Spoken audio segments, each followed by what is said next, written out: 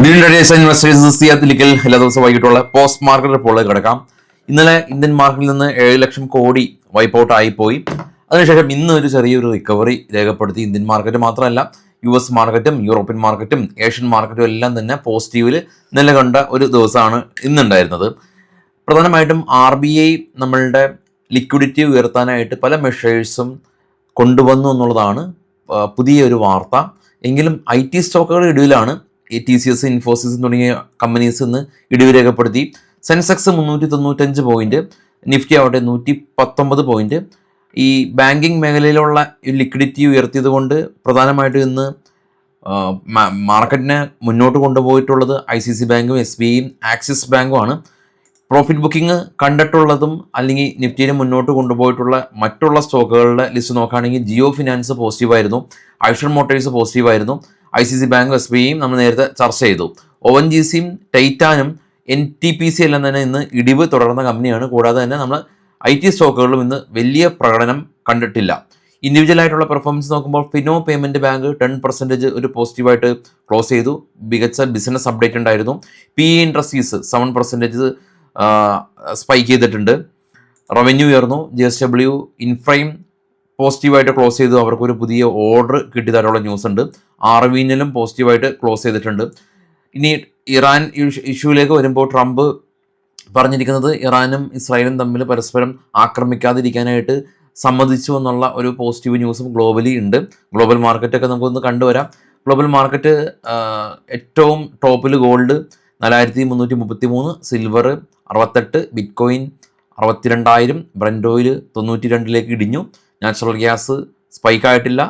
ഡോ ഫ്യൂച്ചറും നാസ്ഡാക്ക് ഫ്യൂച്ചറും പ്ലസിലാണ്.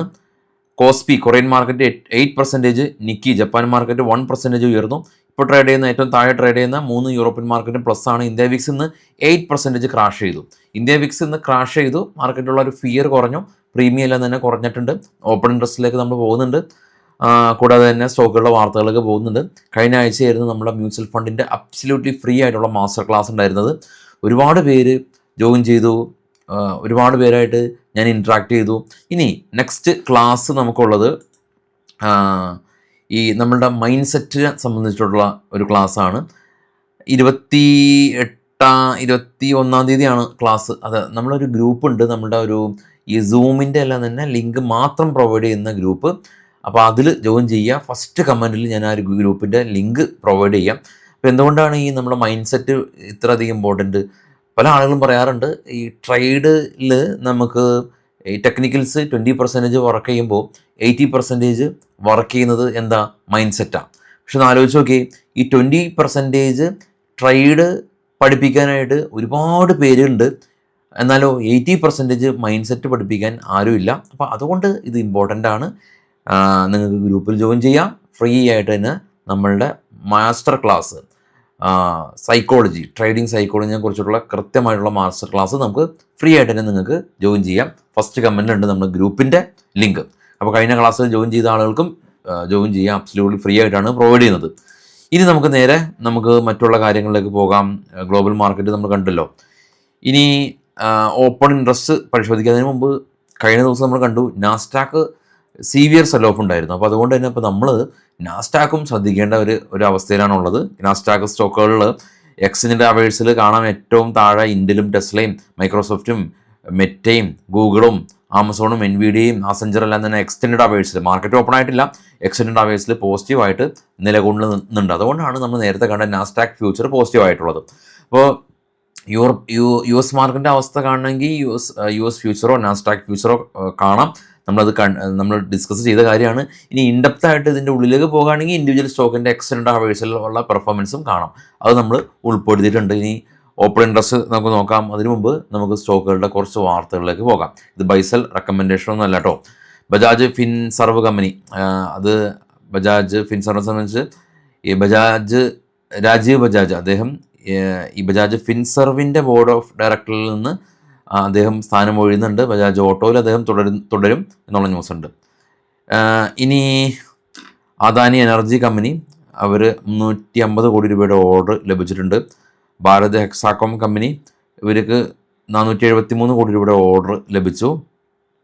JSW infra company, ഇവർക്ക് ഒരു ഓർഡർ ലഭിച്ചിട്ടുണ്ട്. ഇൻറ്റിഗ്രേറ്റഡ് ഡെവലപ്മെൻറ്റ് കണ്ടെയ്നർ ടെർമിനലിൻ്റെ ഓർഡർ കൊൽക്കട്ടയിൽ നിന്ന് ലഭിച്ചു.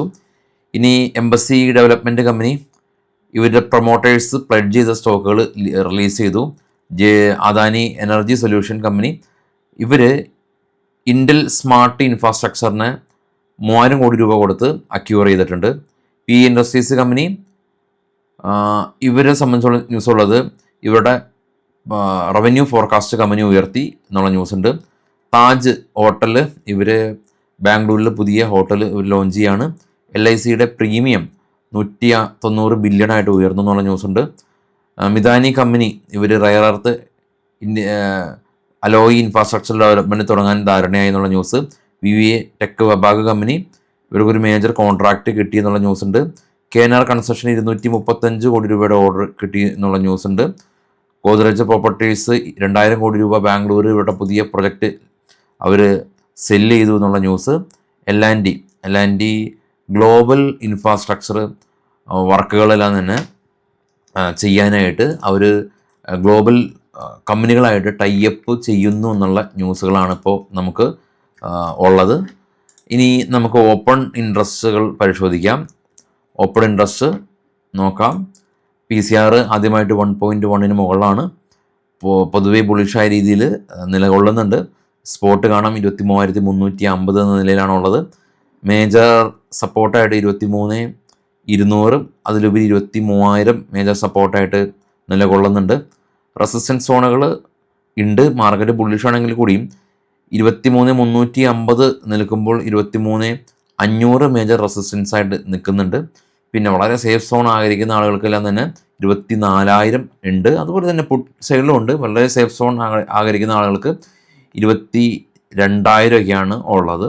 പല സ്ട്രൈക്കുകളാണ്. പല ആളുകളുടെ റിസ്ക് അനുസരിച്ച് കുറച്ച് ഫാർ ഓട്ടിയും ഷോർട്ട് ചെയ്യുന്ന ആളുകളുണ്ടാവാം. നമ്പർ നോക്കുകയാണെങ്കിൽ അവരായിരിക്കും കൂടുതൽ. പക്ഷേ വളരെ അഡ്ജസ്റ്റൻ്റായിട്ട് ഓപ്ഷൻ റൈറ്റ് ചെയ്യുന്ന ആളുകളുണ്ടാവാം വിത്ത് പ്രോപ്പർ ഹെഡ്ജിൽ.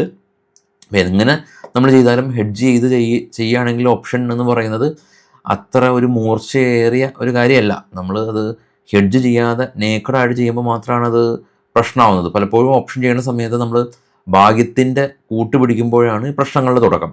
ഭാഗ്യത്തിൻ്റെ കൂട്ട് പിടിക്കേണ്ട കാര്യമില്ല. അല്ലാതെ പ്രോപ്പറായ ഒരു റിസ്ക് റിവാർഡ് മെയിൻറ്റെയിൻ ചെയ്യുകയാണെങ്കിൽ അത് പ്രശ്നമല്ല.